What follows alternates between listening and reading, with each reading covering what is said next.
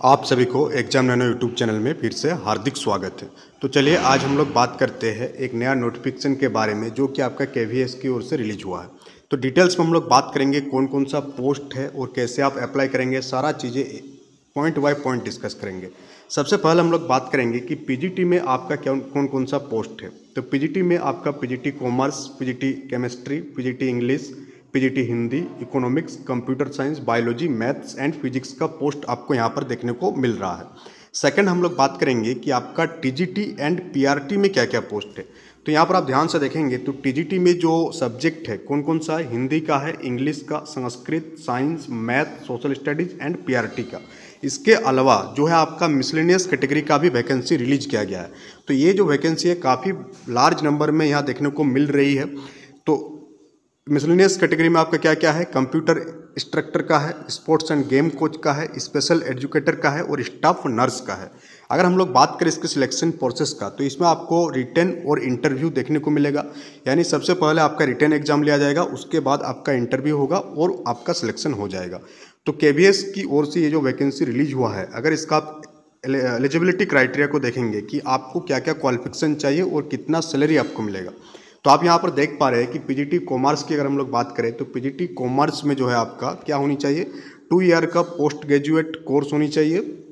यानी सिंपल आप समझे कि कोई भी पीजीटी पोस्ट जो कि केवीएस में जरूरी होता है उसके लिए मोस्ट एलिजिबल क्वालिफिकेशन क्या है, एलिजिबिलिटी क्राइटेरिया क्या है, वो है कि आपके पास मास्टर डिग्री होनी चाहिए उस सब्जेक्ट में और उसके साथ साथ आपका बीएड का डिग्री होनी चाहिए। क्या होनी चाहिए, बीएड। तो क्या हो जाते हैं आप एलिजिबल हो जाते हैं पीजीटी पोस्ट के लिए, most of the PGT post के लिए।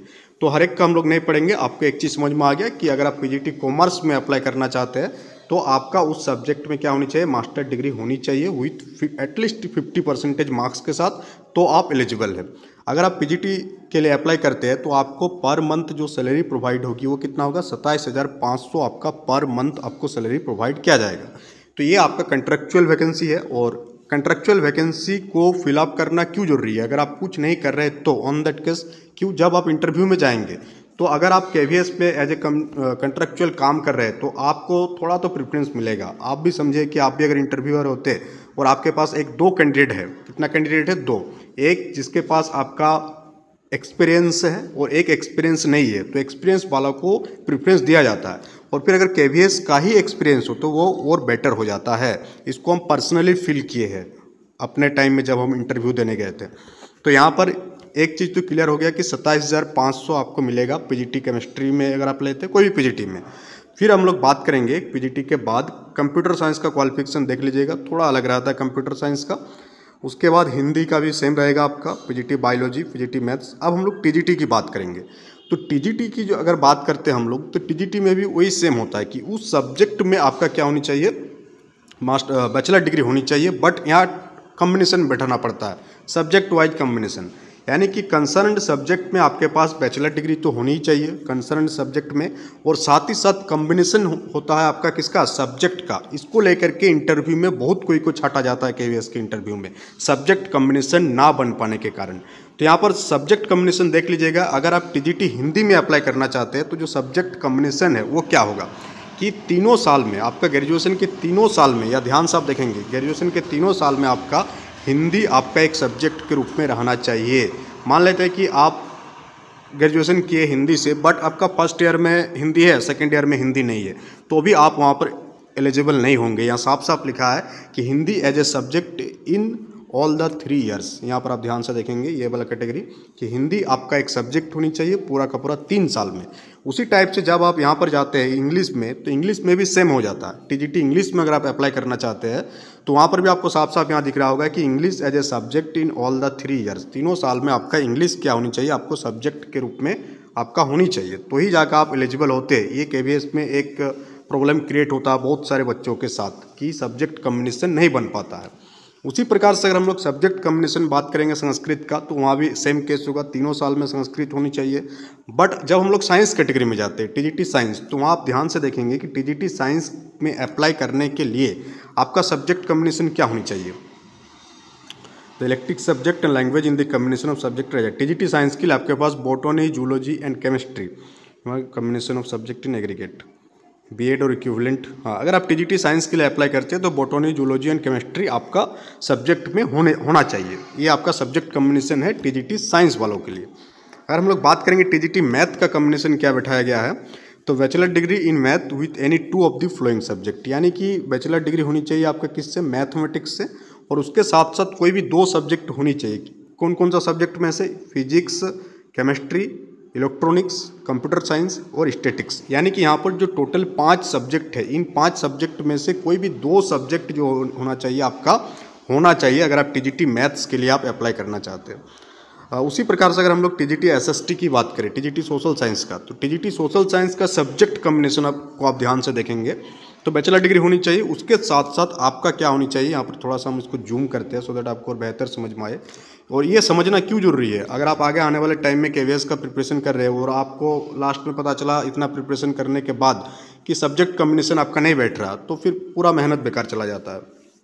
तो यहाँ पर आप देखेंगे तो आपका बैचलर डिग्री होनी चाहिए आर्ट्स में, और उसके साथ साथ 2 सब्जेक्ट का कॉम्बिनेशन बैठाना है आपको। क्या क्या है इसमें सब्जेक्ट में, हिस्ट्री है, ज्योग्राफी है, इकोनॉमिक्स है एंड पॉलिटिकल साइंस है। ये 4 सब्जेक्ट है और इन 4 सब्जेक्ट में से एक सब्जेक्ट आपका जरूर रहना चाहिए। वो क्या है, या तो हिस्ट्री या तो ज्योग्राफी।